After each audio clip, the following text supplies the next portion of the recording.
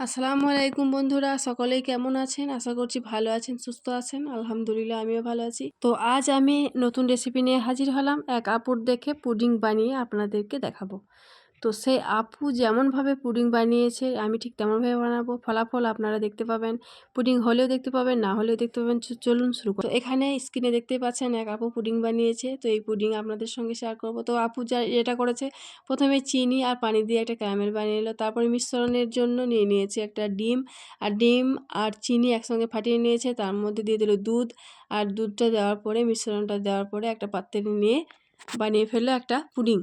তো চলুন, এখানে আমি পুডিংয়ের জন্য নিয়ে নিলাম 2 চামচ পরিমাণ চিনি আর নিয়ে নিলাম পানি। তো আমি এইভাবে নেড়ে চেড়ে একটা ক্যারামেল তৈরি করে নিচ্ছি। তো দেখুন কালার চলে এসছে, তার মানে জানতে হবে আমার ক্যারামেলটা এবার তৈরি হয়ে এসছে। তো এর মধ্যেই আমাকে চুলোটা বন্ধ করে দিতে হবে। তো আমি চুলোটা বন্ধ করে দিচ্ছি। আর এই যে ক্যারামেলটা একদম রেডি। তো এরকম আমি একটা পাত্র নিয়ে নিয়েছি, আর এখানে আমি আজ পুডিংটা বসাবো। তো এইভাবে ক্যারামেলটা দিয়েই ঘুরিয়ে ফিরিয়ে আমি সেট করে নিয়েছি। আচ্ছা, ক্যারামেলটা অবশ্যই গরম অবস্থায় বসিয়ে নিতে হবে, না হলে কিন্তু ক্যারামেলটা বসে যাবে। তো এখানে আমি নিয়ে নিলাম একটা ডিম। আমি একটা পাত্রের মধ্যে এই ডিমটা নিয়ে নিচ্ছি। আমি এখানে একটা ডিম নিয়েছি, আপনারা চাইলে কিন্তু বেশি নিয়ে নিতে পারেন, 2-4টা এরকম নিয়েও পুডিংটা বানিয়ে নিতে পারেন। সেক্ষেত্রে দুধও বেশি লাগবে। তো আমি এখানে কম পরিমাণের করব, তাই একটা ডিম নিয়েছি আর ডিমটাকে ভালোভাবে ফাটিয়ে নিয়েছি। আর এখানে আমি দিয়ে দিলাম পরিমাণ মতো চিনি। যে যেমন মিষ্টি খাবেন সে সেরকম চিনিটা দিয়ে নেবেন। তবে এখানে আপনারা চাইলে পাউডার করে চিনিটা ব্যবহার করতে পারেন, সেক্ষেত্রে ভালো হবে। এখানে আমি যেহেতু গোটা চিনি ব্যবহার করেছি, তাই হাতটা আমার বারবার ধরে যাচ্ছিল। বারবার এভাবে ঘোরাতে ঘোরাতে হাতটা আমার ধরে যাচ্ছিল, তাই বলছি যে চিনিটাকে পাউডার করে আপনারা ব্যবহার করবেন, তাহলে কিন্তু সহজেই ঘুলে নিতে পারবেন, বেশি পরিশ্রম করতে হবে না। তো আচ্ছা ঠিক আছে, চিনিটা ঘোলা হলে আমি এর মধ্যে দিয়ে দিচ্ছি দুধ। এই দুধটা হালকা কুসুম গরম আছে, বেশি গরম নয়, মানে একটা আঙুল চুবিয়ে রাখতে পারবেন সেই রকম গরম দিলেই হবে। তো দুধটাকে আমি কয়েকবার জাল করে দিয়ে দিলাম এখানে। আচ্ছা, তো এখানে এভাবে নেড়েচেড়ে মিশ্রণটি তৈরি করে নিতে হবে। আচ্ছা, এখানে আমি একটু এলাচের গুঁড়া দিয়ে দিলাম। আপনাদের কাছে যদি ভ্যানিলা এসেন্স থাকে তাহলে আপনারা সেটা 1 ঢাকনা পরিমাণ দিয়ে নিতে পারেন। এতে করে ডিমের যে একটা গন্ধ থাকে সেটা চলে যাবে, আর খেতে আরও সুস্বাদু হবে, তাই আর কি।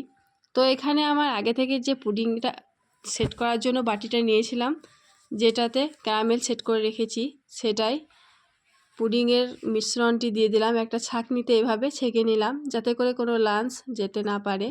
তো দেখুন এভাবে ছেঁকে নিয়েছি। তো এখানে আমি এখানে আমি একটা কালো প্লাস্টিক ব্যবহার করছি, যেহেতু আমার কাছে কোনো স্টিল পেপার এই মুহূর্তে নেই।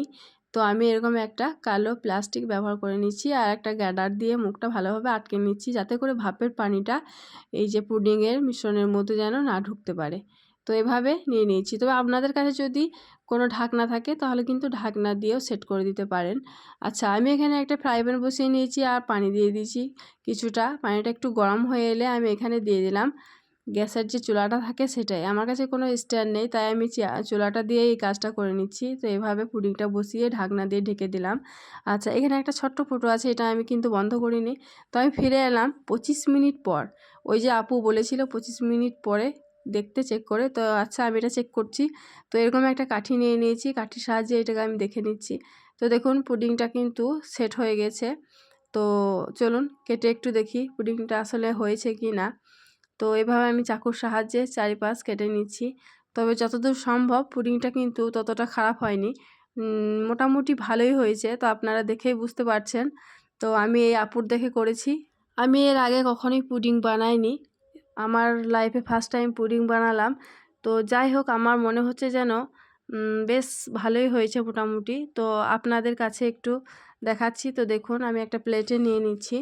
তো আপনারা একটু দেখে বুঝতে পারবেন যে আসলে পুডিংটা হয়েছে কি না হয়নি। তো এইভাবে যদি পুডিং বানান তাহলে আশা করছি সফল হতে পারবেন। তো প্রত্যেকটা টিপস দেখে ভালোভাবে বানিয়ে নিতে হবে, তাহলে কিন্তু সফল হতে পারবেন। তো দেখুন চারপাশটা সত্যি খুবই সুন্দর হয়েছে, আর অনেকটা লোভনীয় হয়েছে, আকর্ষণীয় হয়েছে, দেখেই বুঝতে পারছেন। তো চলুন আমি একটু কেটে দেখাচ্ছি চাকুর সাহায্যে। তো এভাবে কেটে আপনাদেরকে দেখাচ্ছি।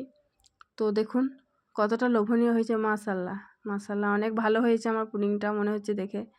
তো এই যে দেখুন কতটা ভালো হয়েছে দেখুন। তো আপু যেমনভাবে বলেছিলেন প্রত্যেকটা টিপস আমি মানে লক্ষ্য করে সেইভাবেই কিন্তু বানিয়েছি। তো মাশাআল্লাহ অনেকটা ভালো হয়েছে আলহামদুলিল্লাহ। আমি খুব খুশি পুডিংটা যেহেতু ভালোই হয়েছে। তো আপনাদের কাছে কেমন লাগলো অবশ্যই বলবেন। তো কমেন্ট করতে ভুলবেন না। আজ আমি এখানেই রাখছি, আবার দেখা হবে নেক্সট ভিডিওতে। আসসালামু আলাইকুম।